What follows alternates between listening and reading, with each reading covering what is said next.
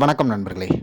தமிழ் சினிமாவில் black and white காலத்தில் ஆரம்பித்து இன்றைய ஏஐ தொழில்நுட்பம் வரை தனது நீண்டதொரு வெற்றி பயணத்தில் வலம் வந்து கொண்டிருப்பவர் சூப்பர் ஸ்டார் ரஜினிகாந்த் அவர்கள்.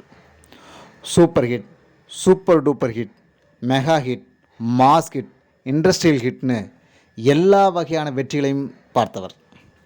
ஆரம்ப காலத்தில் நேரடி தமிழ் படங்களில் நடிக்க ஆரம்பித்து, அதுவும் வில்லனாக நடிக்க ஆரம்பித்து கதாநாயகனாக மாறி நிறைய வெற்றிகளை கொடுத்து வந்தாலும் தன்னை தொடர்ந்து தக்க வைத்து கொள்ள ரீமேக் படங்களையே நம்பினார்.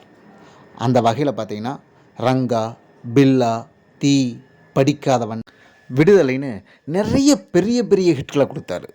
அதை தொடர்ந்து பார்த்திங்கன்னா கூட கிட்டத்தட்ட 90களில் கூட அவர் அண்ணாமலை, பாஷா, முத்து, சந்திரமுகி அப்படின்னு அவரை தன்னை நிலைநிறுத்திக்குள்ள நிறைய ரீமேக் படங்களை பண்ணியிருக்காரு. அது அவருக்கு மிகப்பெரிய வெற்றியாக அமைஞ்சிருக்குது. இன்றைய வரைக்கும் சூப்பர் ஸ்டார்னு ஒரு பட்டத்தை தக்க வச்சுக்கிறதுக்கு அந்த படங்கள் மிகப்பெரிய உதவியாக இருந்திருக்கு. ஆனால் தமிழில் நடித்த நிறைய வெற்றி படங்கள் இருந்தாலும் அவருக்கு மாபெரும் வெற்றி படங்களாகவும் அவருக்கு மிகப்பெரிய செல்வாக்கை உருவாக்கி கொடுத்த படங்களாகவும் மாறிய சில படங்கள் தான் நம்ம இப்போ பார்க்க போகிறோம். ஒன்று, மணிரத்னம் அவர்கள் இயக்கத்தில் சூப்பர் ஸ்டார் ரஜினிகாந்த் நடித்த தளபதி திரைப்படம் மாபெரும் வெற்றி படமாக அமைந்தது.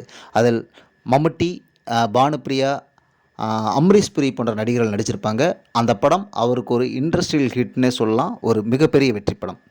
இதைத் தொடர்ந்து பார்த்திங்கன்னா கொஞ்ச காலகட்டத்தில் இன்று நடிகராக அறியப்படுகின்ற சுந்தரராஜன் அவர்கள் ஒரு மிகப்பெரிய இயக்குனர்.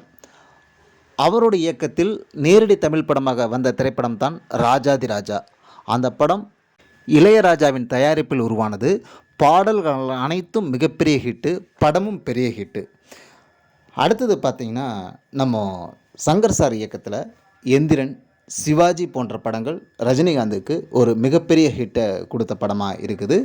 இன்பிட்வீன் கேப்பில் பார்த்திங்கன்னா நமது எஸ் ரவிக்குமார் அவர்கள் இயக்கிய படையப்பா திரைப்படம் அவருக்கு நேரடி தமிழ் திரைப்படத்தில் ஒரு மிகப்பெரிய வெற்றியை கொடுத்த படம். கிட்டத்தட்ட அன்றைய காலகட்டத்தில் அதுதான் வசூலுங்கிற ஒரு விஷயத்தில் ஒரு மிகப்பெரிய இடத்துல நின்ற படமாக இருந்துச்சு. அதுக்கு பின்னாடி வந்த படங்கள் சில படங்கள் அதை கிராஸ் பண்ணி போயிடுச்சு. அப்படிப்பட்ட சூழலில் படையப்பா ஒரு மிக முக்கியமான படமாக அமைஞ்சது. அது மட்டும் இல்லை, சமீபத்தில் வெளிவந்து அவருக்கு மாபெரும் வெற்றி தேடி கொடுத்துருக்கிற இன்னொரு திரைப்படம் தான் ஜெயிலர். இதுவும் ஒரு நேரடி திரைப்படம். நெல்சன் இயக்கத்தில் ரிலீஸ் ஆன அந்த திரைப்படம் அவருக்கு நேரடி தமிழ் படங்களில் ஒரு மிகப்பெரிய வெற்றியை கொடுத்த படம். அது மட்டும் இல்லாமல் ஒரு இண்டஸ்ட்ரியல் ஹிட்டாகவும் மாறியிருக்கு. அந்த படத்தோட வசூல் தான் இன்றைக்கி லேண்ட்மார்க் வசூலாக ரஜினி சார் படங்களில் இருக்குது.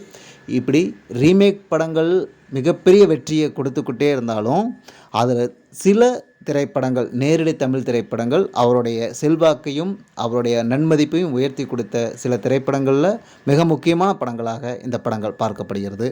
நன்றி நண்பர்களே.